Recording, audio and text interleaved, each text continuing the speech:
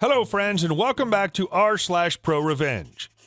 In the first story, we'll tell you why you shouldn't underestimate your employees. Our OP will take the lead. But before we begin, don't forget to subscribe to our channel if you're new here and turn on notifications so you don't miss a new video every single day. Here we go. I called OSHA on my previous employer who refused to give me my promised raise. So I was hired at a small business that I really liked working at. They caught me in a bad position where I really needed a job, so I seriously considered and ended up accepting the position with the understanding, not in writing, my fault, that within a year we would reevaluate my contribution and discuss getting a raise to my desired level. The whole year I busted ass and glossed over the really poor treatment of the workers on the floor who made our product. I made friends with them and heard their stories about how hard life was. I observed quite a few issues in the workplace that were genuinely concerning and didn't seem to be safe, and I worked to fix them. My supervisor, who was really a scumbag, scolded me for wasting time on these pet projects. That really rubbed me the wrong way, as well as his really poor business practice. I learned how to do our quality inspections and learned how to get the paperwork together to be a quality engineer, which vastly improved my helpfulness to the company. They were excited about my prospects, and I attended the quality meetings and rewrote most of the quality processes to put us to the next level of quality engineering. They were already trying to fill a QC engineer spot anyway, so I naturally leaned into that role and spent extra time and effort doing both roles. Then comes my year anniversary. No mention of any meeting or anything to discuss my steps forward or growth in the company.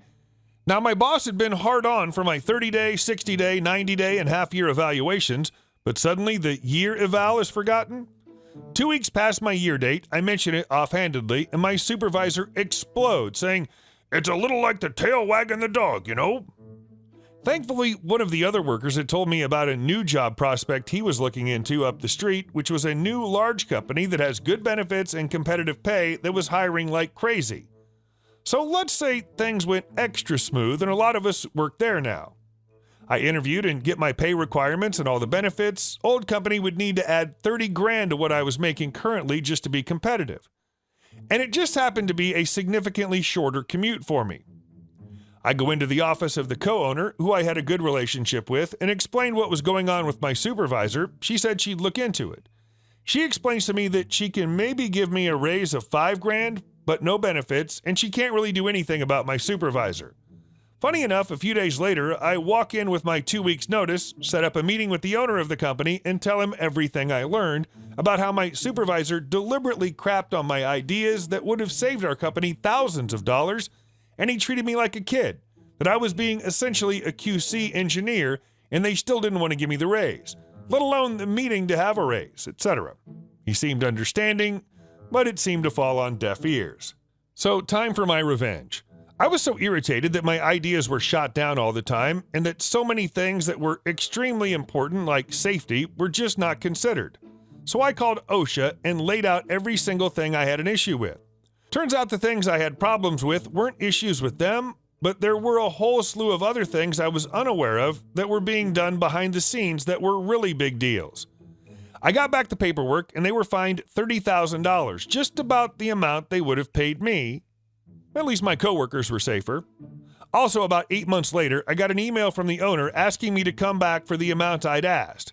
I'd already gotten a raise at the new place, and the short commute was extremely well worth it, so I declined. And our second story. Sick of friend asking for money that she doesn't pay back. I, 27-year-old female, have a friend, 31-year-old female, who's asked me for money several times. To put context into it, I'm a teacher, live with my BF, no kids. She's married and has 2 kids. Late 2019, she calls me and says she's in financial trouble and if I could lend her $1,300 that she could pay me in 3 months' time. It was the start of the school year and she couldn't pay for the things her kids needed or even afford food by this point. Kids are my weak point, so I end up lending her the money, which were all of my savings. 3 months later, she called to tell me that she quit her job because she wanted to start her own business to spend more time with her kids, so it'd take her longer to pay me back since she was taking the money and starting her own business. Once again, begged me because she needed to feed her kids. I was angry, but we've been friends for a long time, so I told her to pay me half, and the other half it could take longer for her to pay back. She took her sweet time, and in the meantime, she would get her nails done, go out for dinner, on vacations, everything, paying me a year later. In 2020, her small business took off and she was doing well. She called me to ask if I could help her oldest child, female, 9, with her online school since she was falling behind and that she'd pay me again. Kids are involved, so I gave in. Silly me. Spent over 30 hours of tutoring with her that month and got her all caught up with school. And guess what? She didn't pay me. She would go on and on about how she would do it the next month and never did. After this, BF and I would distance ourselves from them and got tired to ask her for the money, so I just took it as a life lesson. Last night, she texted me after a long time with the same speech. She's having trouble with her business and has no money. Husband has his own debt and needs me to lend her money. $1,000 will do. I've learned my lesson, so I said I don't have money to spare right now. She continued with her sob story, but I didn't cave. That same night, last night, she called me at 2 a.m., waking me up, of course. She started talking again on how she couldn't sleep since she really needs the money. They could even get evicted, and that if I love her kids, I should help her. So you could imagine I snapped. But it was late, but I told her something like, if you live beyond your means, it's not my effing problem. I'm not responsible for the well-being of your children, no matter how much I like them. She should stop asking for money and get her awful life together on her own. I also uninvited her family to my BF birthday next week, telling her I'm cutting this friendship off for good.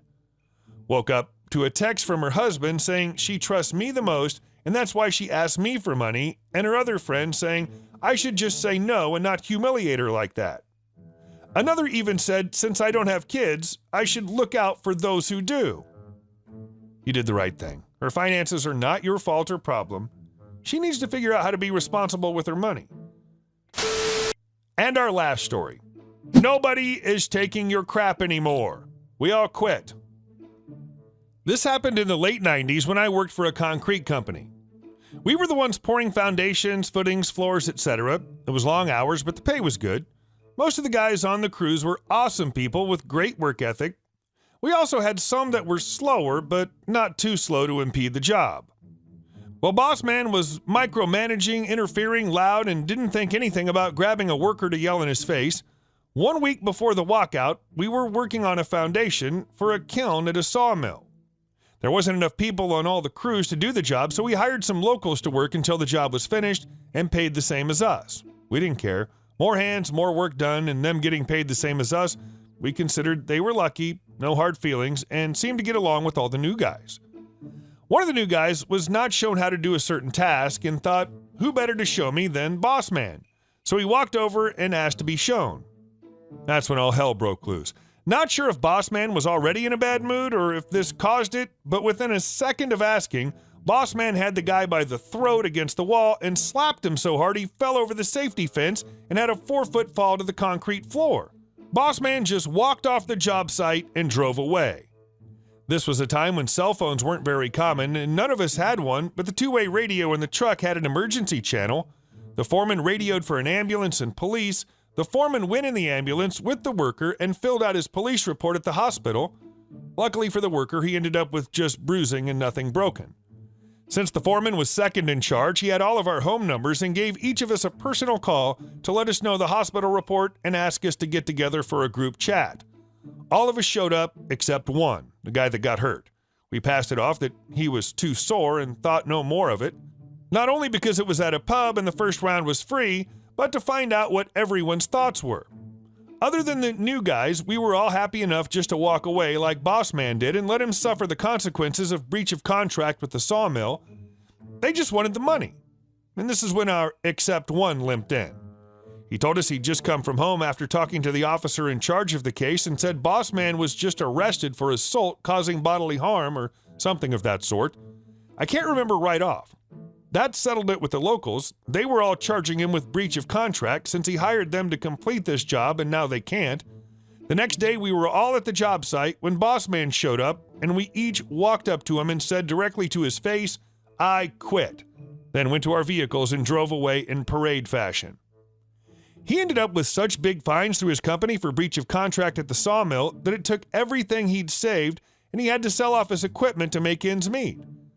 Then came the 6 or so temp employees with their claims. The court sided with all of them, and he was made to pay out each contract in full. That broke him, and he had to let the bank take almost everything. Even more fallout? Remember that guy he threw over the fence? Yeah, he won his case too, and Boss Man had to spend close to 5 months in county jail, a huge fine he couldn't pay, 1-year anger management courses, and volunteer at the local food bank. If there was more, I can't think of it right now.